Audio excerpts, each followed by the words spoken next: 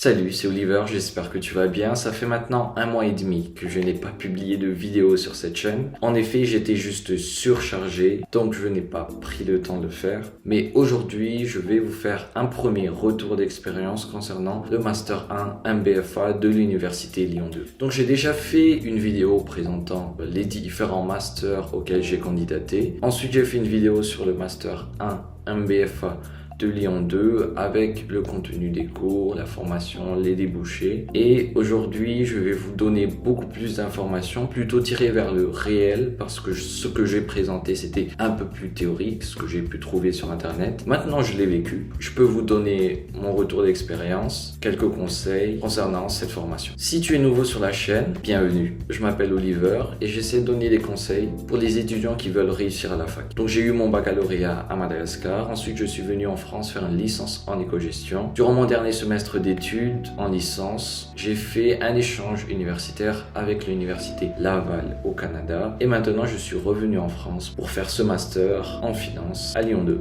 Si la thématique t'intéresse, n'hésite pas à t'abonner et on va tout de suite rentrer dans le vif du sujet. Comme j'ai pas mal d'informations à vous partager dans cette vidéo, j'ai décidé de catégoriser un peu tout ça. Donc on va reparler du domaine et du contexte d'études. On va parler des professeurs. Est-ce qu'ils sont compétents? Est-ce qu'ils sont pédagogues? J'ai donné mon retour sur le contenu de la formation en elle-même, donc ce sera un avis personnel. Je vais vous présenter le rythme de travail qui nous est imposé. Je vais aussi parler des différents étudiants qui ont intégré ce master et éventuellement comment ils s'en sortent. Et enfin, je vais donner mon retour personnel et quelques conseils si ce master vous intéresse. Donc, le Master MBFA de Lyon 2. C'est un master assez générique qui prépare aux différents Master 2 qu'ils nous proposent. En réalité, je vous dis tout de suite, ça m'a étonné. Je pensais qu'en Master, on allait être une trentaine d'étudiants. Finalement, on est plus de 120 dans la formation. Pourquoi? Tout simplement parce que l'université recrute assez d'étudiants pour avoir justement une trentaine ou une vingtaine d'étudiants dans chaque Master 2 et non Master 1. Ça veut aussi dire que Lyon 2 a un gros pôle en finance et qu'elle peut se permettre d'avoir autant d'étudiants en Master 1. Je vous avais parlé dans la dernière vidéo justement de la licence spécialisée banque, finance et gestion des risques. Donc il y a une licence qui représente la voie royale pour entrer dans ce master où ils sont le mieux préparés, mais on en reparlera. En tout cas, c'est un master qui permet aux personnes qui ne savent pas encore s'ils veulent aller en finance d'entreprise ou en finance de marché. On leur donne des cours et à partir du deuxième semestre, un choix commence à se faire avant d'intégrer le Master 2 qui les intéresse. Généralement, on retrouve des étudiants qui ont fait un peu d'économie ou de gestion avant, mais je pense également que si tu es bon en maths et que ce domaine t'intéresse, ils vont tout de même t'accepter. C'est un domaine qui paye très bien et ça tout le monde le sait. Par contre, il va falloir fournir le travail nécessaire. Tu l'as vu en cliquant sur cette vidéo.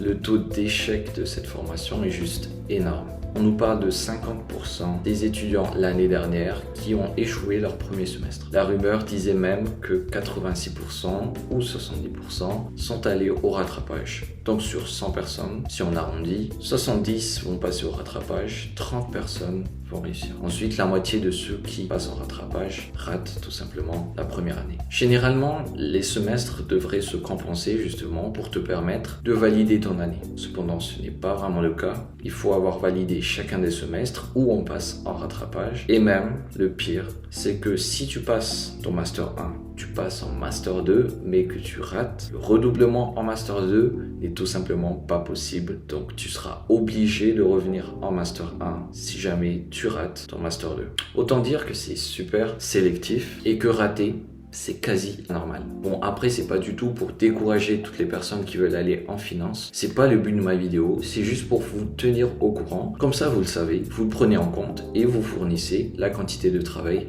nécessaire pour réussir. Le Master 1 MBFA de Lyon 2 est donc réputé à Lyon, en tout cas dans le domaine de la finance, et même dans toute la France, parce qu'elle est classée top 15 parmi les meilleures formations en finance, juste après les facs parisiennes et les plus grosses écoles de commerce.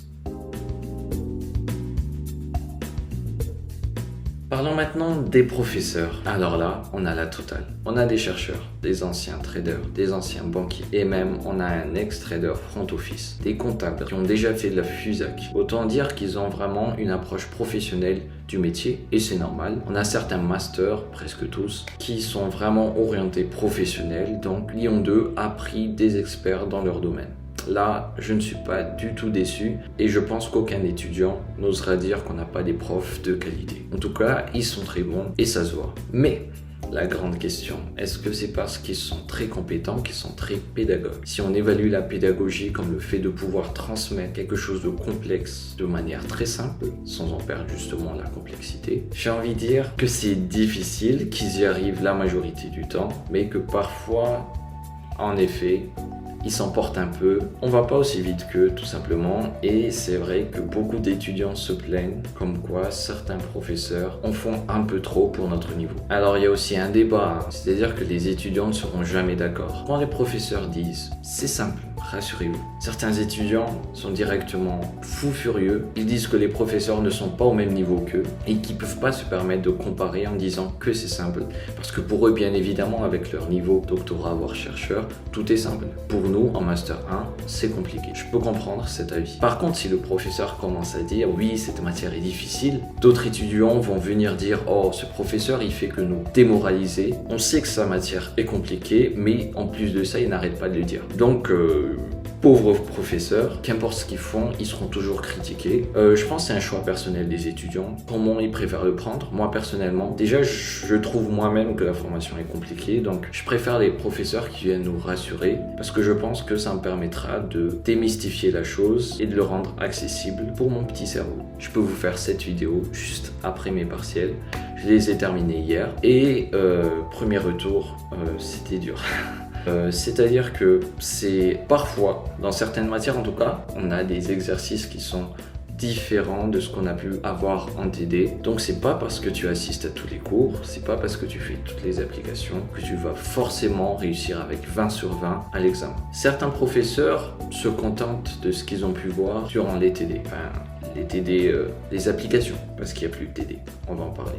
Par contre, l'examen était beaucoup trop long par rapport au temps qu'il nous laissait. Ça a rendu le truc un peu plus difficile. Concernant les TD, je sais pas pourquoi.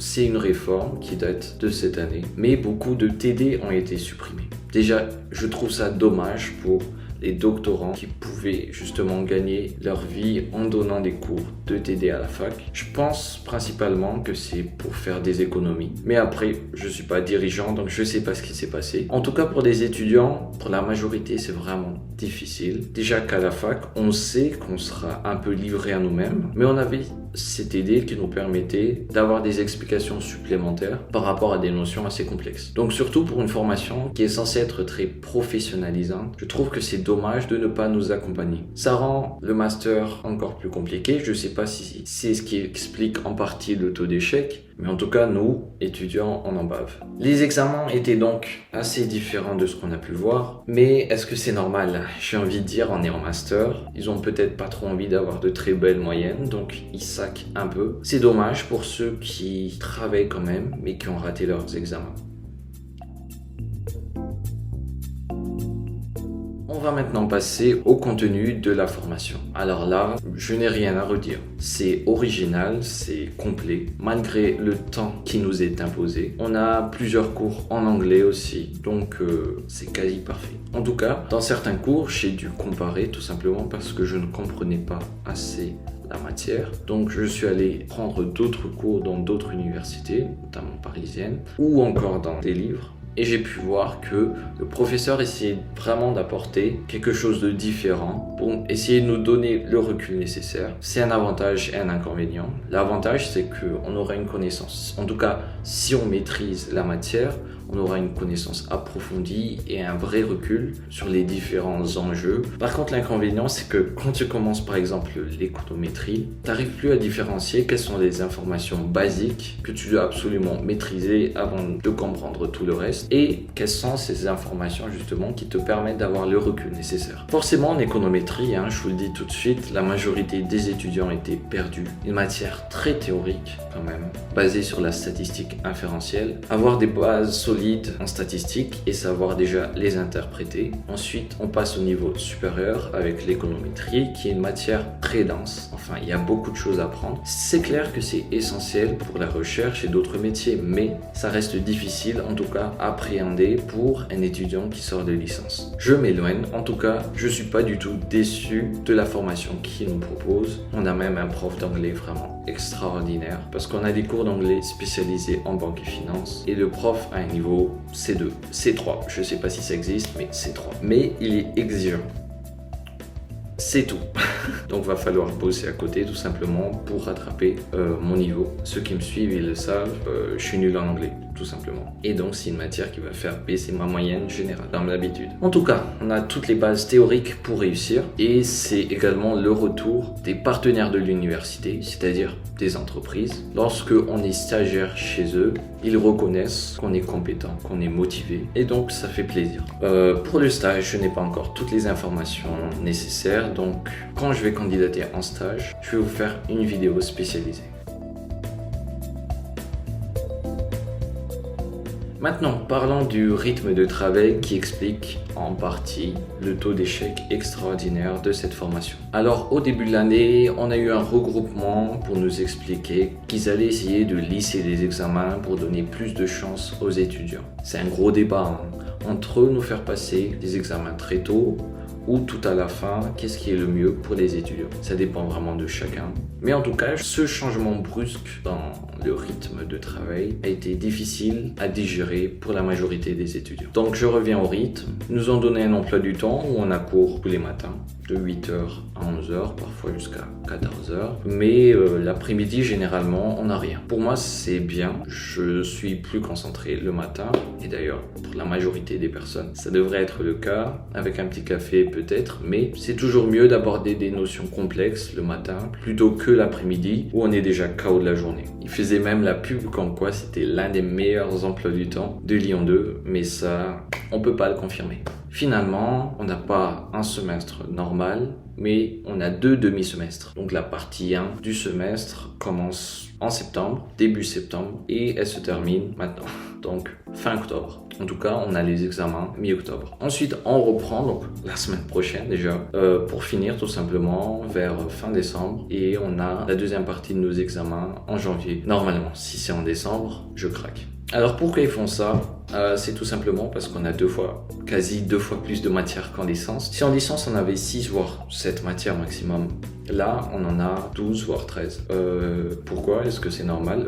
Oui, parce que justement on doit faire un stage à partir du mois d'avril, donc forcément on ne sera pas formé à l'université. Par contre, on a besoin de tout le bagage nécessaire pour déjà commencer à rentrer dans le marché du travail. Certaines universités, les grandes écoles parisiennes par exemple, préfèrent donner une année de césure pour faire ces stages justement pour éviter d'avoir un rythme de travail trop soutenu pour les étudiants. C'est un débat, c'est un choix. Moi en vrai ça me va, ça fait une année d'études en moins. C'est intense mais j'aime l'intensité. Non, ça se dit pas, ça me dérange pas.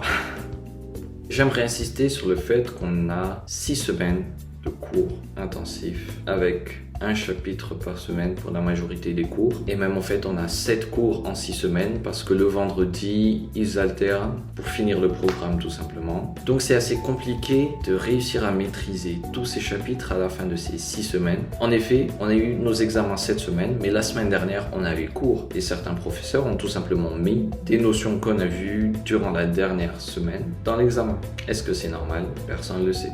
C'est assez théorique, mais je vais essayer de te donner un exemple qui est tout simplement mon exemple pour voir un peu quelle charge de travail est-ce qu'il nous demande. Ça te permettra aussi, si tu veux intégrer cette formation et si ça te fait peur à cause de ce que j'ai pu dire, je vais donner un exemple et tu pourras comparer avec tes capacités pour en déduire si oui ou non tu as une chance de réussir. On a 3 heures de cours par semaine pour chacune des matières. Presque ça partout. Est-ce que c'est une réforme? Parce qu'avant on avait juste 2 heures de CM, ensuite 2 heures de TD. En tout cas maintenant on a 3 heures de CM et pas de TD. Sauf pour SQL, Python, où en fait on a besoin d'outils informatiques. Donc ils sont obligés de nous séparer en petits groupes. Donc déjà on peut interroger la capacité des étudiants à rester concentrés pendant 3 heures. Non, moi je ne peux pas rester concentré pendant 3 heures. En tout cas, Je serai là, bien évidemment, je vais essayer d'écouter, oui, mais mon cerveau, à un moment donné, typiquement après 1h30, il commence à dire stop. Et c'est pour ça qu'ils mettent des pauses après 1h30. Mais même après la pause, je vais dire quand même que pour 3 heures de cours, j'assimile et je comprends vraiment 2 heures, aux environs de 2 heures. Donc ça fait 1 heure où je suis là, mais je devrais pas, tout simplement. Dans l'idéal, en fait, je serais juste parti après 2 heures parce que mon cerveau a saturé et j'aurais fait autre chose. Mais bon, il faut aussi soigner son image vis-à-vis du professeur, tant qu'on peut. En tout cas, plus tu es concentré durant le cours et bien évidemment, moins tu devras passer du temps à côté pour comprendre, mais aussi retenir tout ce qu'on te demande. Un jour, on m'a demandé si je retenais facilement. Oui et non. Ça dépend, tu me donnes une page à apprendre, oui, je l'apprends facilement en relisant 2-3 fois pour maîtriser les détails. J'exagère peut-être, hein, j'ai jamais essayé. En tout cas, pas en 1 heure. Par contre, si tu me donnes 6 semaines pour apprendre, allez, 4 chapitres par matière en moyenne, où chaque chapitre est composé d'une trentaine, voire une quarantaine de slides, non, je n'apprends pas facilement. Et c'est même très difficile parce que ce que j'ai pu apprendre avant, je l'oublie tellement je suis pas habitué et je suis pas du tout le seul en fait. C'est ce que je vous dis là, c'est le témoignage de plusieurs étudiants que j'ai questionnés pour vous, justement, pour avoir un retour, mais pour moi aussi, hein, pour savoir si j'étais le seul à paniquer ou pas. Et je vous rassure, on panique tous.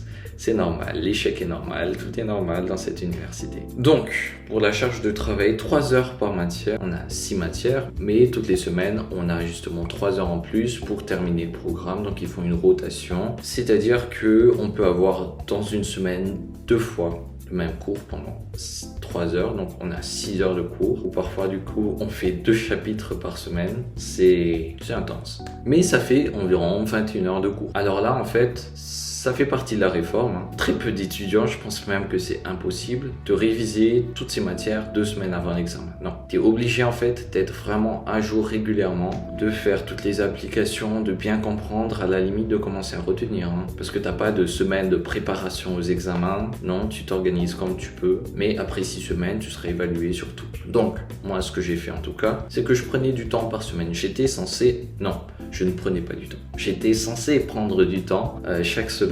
Et pour moi, j'évalue à environ 3 heures de travail personnel pour 3 heures de cours. Après, ça c'était très théorique hein, parce qu'en réalité, j'arrive pas à mettre 3 heures pour chaque cours. Je mets 1 heure, ensuite je reviens dessus peut-être et avant l'examen je reviens dessus. Mais je dirais que pour 3 heures de cours, je mets en moyenne 3 heures pour me préparer à l'examen. Donc, attendez, je prends carrément ma calculatrice.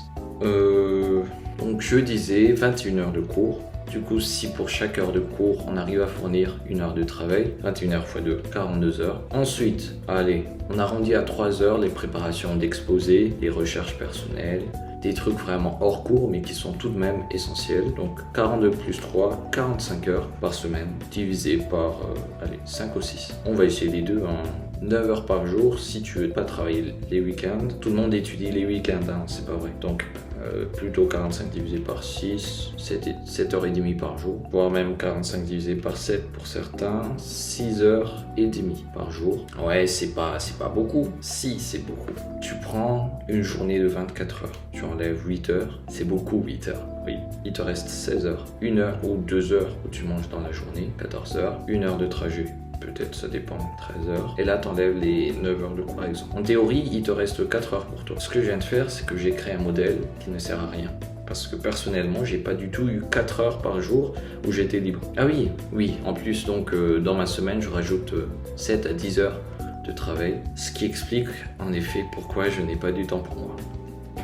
Mais pour un étudiant qui travaille 7 jours sur 7, qui est assidu et efficace, il lui faudra 6h30 de travail par jour. Du coup, j'ai oublié de compter les heures nécessaires pour faire les exercices, les applications. Donc on est plus vers du 7h30 par jour. C'est censé être faisable, mais t'as le stress aussi. À un moment donné, ton cerveau il te dit stop, je peux plus, laisse-moi me reposer, fais autre chose qu'étudier. On n'est pas en prépa ici, et en fait, si. On est en prépa. Beaucoup d'étudiants le disent aussi, c'est vraiment un rythme acharné. En fait, j'arrête pas de me plaindre dans cette vidéo. C'est ça, j'ai fait une vidéo pour me plaindre. Non. Certes, c'est difficile et soutenu, mais c'est possible quand on travaille. faut pas viser 16 de moyenne, quoi, ni même 14. Hein. La majorité des étudiants là visent la moyenne. Tant qu'ils passent, c'est super. Alors concernant le vécu des étudiants, la majorité d'entre eux, dont moi, trouvent que c'est une période vraiment difficile qu'on est en train de passer. En effet, nous n'avons que 6 semaines pour nous préparer à un examen, alors que plus tard, en tout cas pour la suite du semestre 1, on aura aux environs de 8 voire 9 semaines. Au semestre 2 également, on aura bien le temps de réviser. Parce qu'en soi, c'est le temps restreint qui pose difficulté. En soi, les cours ne sont pas si complexes. Si on avait le temps, je pense que le taux d'échec ne serait pas aussi élevé. J'ai eu l'occasion également de discuter avec des étudiants internationaux, donc qui viennent d'autres pays que la France, et eux s'étonnent de la différence de niveau entre ce qu'ils ont pu faire et ce qu'on fait actuellement au niveau du master. Et d'ailleurs, c'est même le cas pour certaines facs, qui ne sont pas des facs lyonnaises, donc c'est un facteur à prendre en compte. Les étudiants des différentes facs n'ont pas la même assiduité, les cours ne sont pas de la même qualité, c'est bien pour ça qu'on essaie d'intégrer une université assez prestigieuse. On remarque également la grande différence par rapport à la licence, où tout était assez tranquille, c'est-à-dire qu'on nous demandait de travailler, et quand on travaillait, on avait de bonnes moyennes. Maintenant, ce n'est pas si facile. Même quand on travaille, rien n'est assuré. Certains étudiants pensent également que nous, qui venons de Lyon 2, on a tellement de chance parce que on connaît les professeurs, on connaît les cours. À la limite, on a pris de l'avance par rapport à eux. Et ils pensent également qu'on arrive à assumer le rythme parce que c'est le rythme qu'on nous a imposé depuis le début de nos études. Alors, c'est faux. On galère autant qu'eux. Alors que là, en master, par exemple, on est une quinzaine, vient de la licence éco-gestion. C'est vraiment une grosse différence.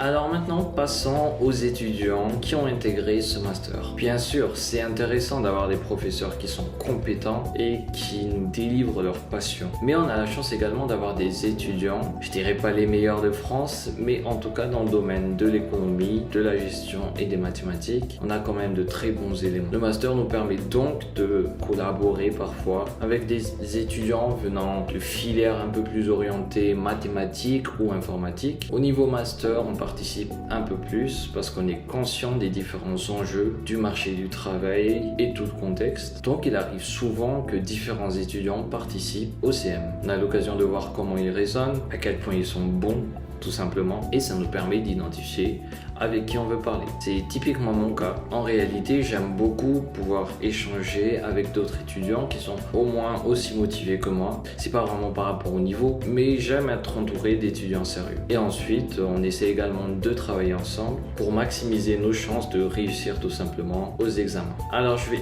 tout d'abord commencer par les étudiants qui viennent de Lyon 2.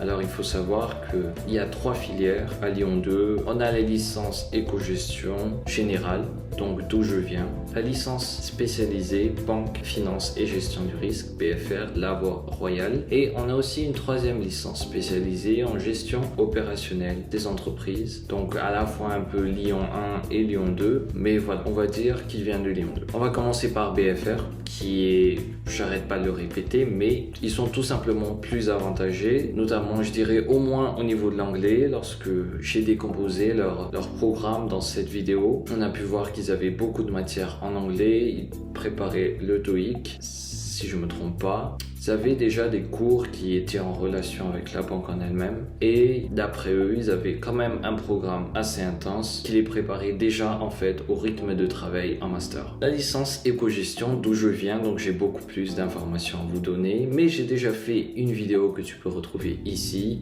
On a une base solide, hein. Ce n'est peut-être pas la voie royale, mais c'est la 2e voie royale, oui, je force. On a une base solide en comptabilité, en finance, en tout cas introduction en finance, statistique inférentielle qui est donc la base de l'économétrie. On a aussi des options disponibles, options que je n'ai pas choisies parce que je ne savais pas que je voulais aller en finance, mais on avait intermédiation financière et analyse financière, donc des options qu'on pouvait prendre même si on reste en éco-gestion générale. Enfin, la licence en gestion opérationnelle des entreprises, ils ont Bien évidemment, une base solide en comptabilité, en mathématiques et aussi en économie. En tout cas, c'est quand même assez homogène, hein. Il y a quelques différences. PFR sont un peu plus avantagés, mais globalement, je dirais on a à peu près la même chance de réussir. Alors maintenant, venant de l'extérieur, on a des étudiants de toute la France, hein. Paris avec des étudiants de Sorbonne, Toulouse, Lille, Poitiers. Alors au niveau des profils, on a surtout des profils matheux en fait. Des étudiants avec une solide base en économie, en informatique et en gestion.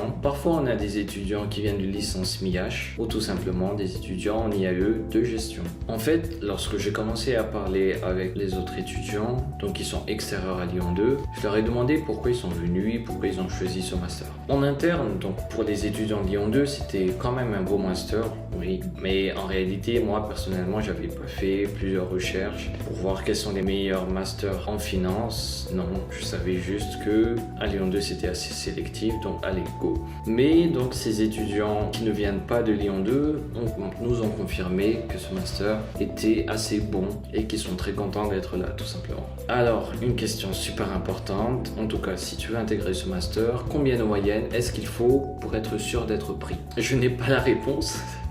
Désolé, mais ce que je peux dire, c'est que j'ai demandé à presque tous les étudiants que je connais et ils ne recrutent pas en dessous de 12 de moyenne pour les universités extérieures.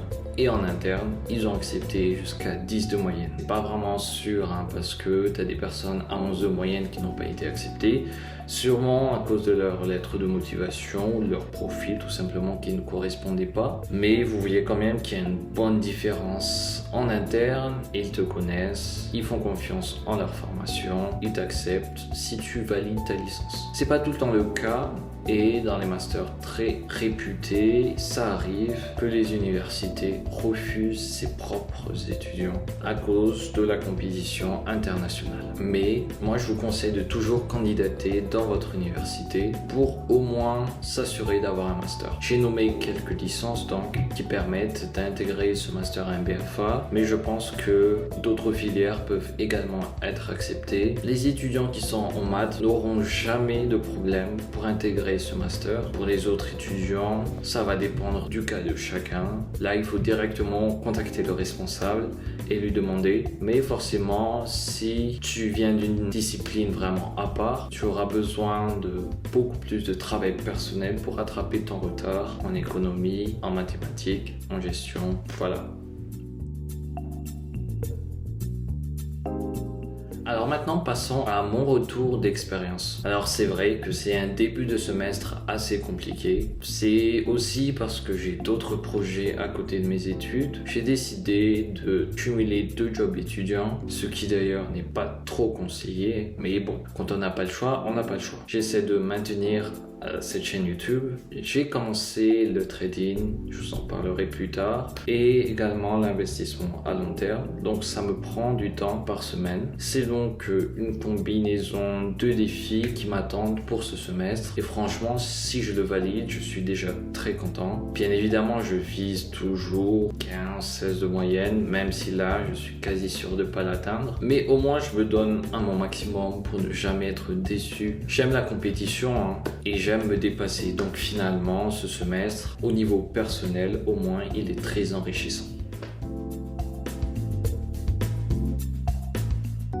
Alors, quels sont maintenant mes conseils pour réussir dans ce master MBFA? Déjà, il faut que je réussisse moi-même en fait, mais j'ai tout de même des conseils. Bon, il est toujours difficile d'estimer si un étudiant va réussir ou pas son master. C'est un nouveau rythme par rapport à la licence. Le niveau demandé est assez élevé. On nous demande vraiment d'avoir du recul et de pouvoir raisonner. Il faut qu'on soit capable de décomposer les différents concepts. On ne doit pas seulement se contenter de connaître son cours, mais on doit toujours être prêt à aller beaucoup plus loin. Et ça, je l'ai vu durant l'examen, on nous demande d'aller plus loin. La plus grande difficulté des étudiants, c'est la discipline de travail. De plus en plus, je vois des étudiants qui veulent étudier, qui veulent réussir. Mais malheureusement, c'est pas parce qu'on veut qu'on peut, en tout cas pas à court terme. La discipline de travail, c'est pas du jour au lendemain que tu arrives à passer de 15 minutes, 1 heure de travail par jour à 5 heures. Non, c'est impossible. Et même si tu te forces à rester pendant 5 heures, le travail effectif, lui, sera très éloigné de ces 5 heures-là. C'est un retour d'étudiant que je vous donne là, c'est pas un concept que j'ai inventé. Malheureusement, le master, c'est la continuité de la licence et pendant ces 3 années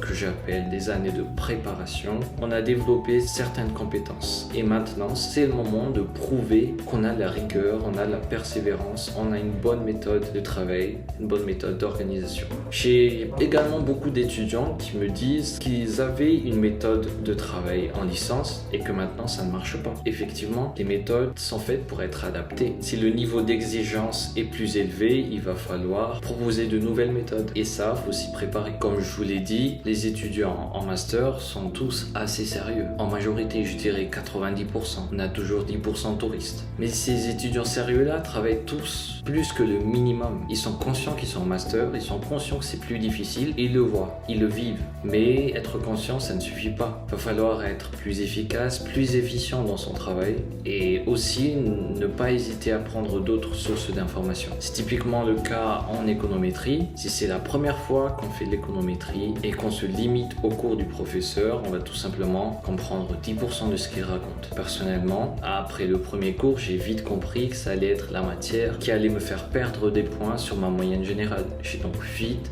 regardé des tutos YouTube, j'ai recherché des livres, d'autres cours, parfois d'autres universités, tout simplement pour compléter ma compréhension et je suis sûr que ça va jouer pour l'examen. Bon, je l'ai quand même raté l'examen, mais ça va jouer quand même. J'aurai 2 points de plus que si j'avais pas fait ça. Et 2 points, c'est important. Il y a aussi un autre aspect qui est vraiment très important, si ce n'est l'aspect le plus important. C'est tout simplement la psychologie qu'on va avoir. En effet, c'est pas si simple de gérer autant de stress, autant de changements et aussi la grosse pression par rapport au taux d'échec. Très peu de personnes vont se dire, avec 20-30% de personnes qui réussissent, est-ce que je fais partie des 20 ou des 80 qui vont rater? En plus, et je l'ai bien remarqué cette semaine, lundi on a eu nos premiers examens. Comptabilité et économétrie. Après la fin de l'examen de comptabilité, la majorité des étudiants étaient dépités. La comptabilité, c'est typiquement la matière qui te demande énormément de travail et que finalement, dès qu'elle change quelque chose, t'as tout faux. L'examen était long, elle nous a sorti quelques surprises et forcément, ça a bouleversé les étudiants. En sortant de là, ils se demandaient déjà comment ils allaient se préparer pour le rattrapage. J'exagère à peine, mais 1 heure après, on avait l'examen d'économétrie, donc finalement, pas le temps de stresser. D'autres étudiants préféraient juste ne pas en parler pour passer à autre chose. Et je pense que c'est une méthode pour justement surpasser l'aspect psychologique, le poids, et de se dire qu'on va rater. Au contraire, il faut s'accrocher et se dire qu'on va essayer de rattraper ses résultats en travaillant encore plus. Après, pour les professeurs et les examens assez difficiles, personnellement, je pense que ça fait partie du jeu. On peut pas les en vouloir. Ils forment quand même des étudiants à un niveau assez élevé, avec des exigences professionnelles, la réputation de l'université. Ils ne peuvent pas se permettre de donner le diplôme à tout le monde. Donc voilà, il y a une sorte de sélection supplémentaire une fois rentré dans le master. Et finalement, ce n'est pas juste pendant l'examen, c'est pendant les 6 semaines.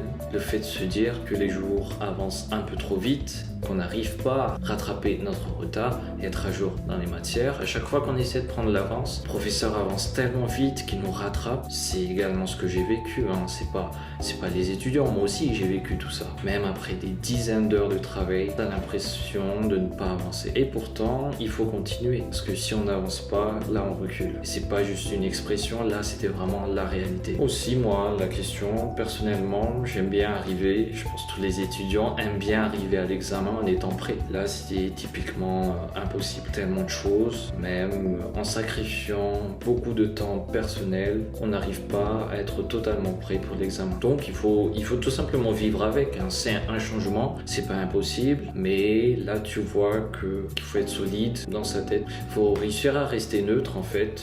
Faire un examen, le rater ou le réussir, non, rester neutre, faire l'examen d'après pour essayer de donner son maximum en fait. Parce que si tu es dépité à cause du premier examen et que tu n'arrives pas à bien faire le reste, là c'est la catastrophe. Il faut aussi penser au jeu de compensation finalement. Dans quelle matière est-ce que je vais devoir charbonner pour rattraper les résultats? Typiquement, de comptabilité, il faut utiliser tout ce qu'on a toujours su faire depuis la licence et même pour les jeux de compensation depuis le baccalauréat. Une bonne organisation est plus importante que jamais. Même si c'est quasi impossible de ne pas avoir du retard, il faut tout de même maintenir une certaine discipline de travail, étudier à des heures fixes, garder en tête son emploi du temps personnel avec un rétro-planning selon les urgences. On revient encore et aussi savoir quand est-ce qu'il faut aller en cours. C'est encore un autre débat. J'en ai déjà parlé dans une autre vidéo, mais voilà, il faut arbitrer par rapport aux informations que le professeur donne en cours. Mon avis n'a pas changé. Si le professeur donne plus que ce qu'il a écrit et qu'il va te délivrer, alors tu peux rester. Sinon, tu peux aussi rester juste pour être assidu. Mais par contre, si tu penses réellement que tu avances beaucoup plus vite seul et qu'il t'apporte rien de plus, et ce qui n'est pas le cas généralement en master, mais si tu avances plus vite tout seul, vaut mieux étudier seul. Il y a tout de même une exception, c'est quand le professeur donne des informations pour l'examen. Maintenant, ils font exprès. Ils donnent durant la dernière séance, par exemple,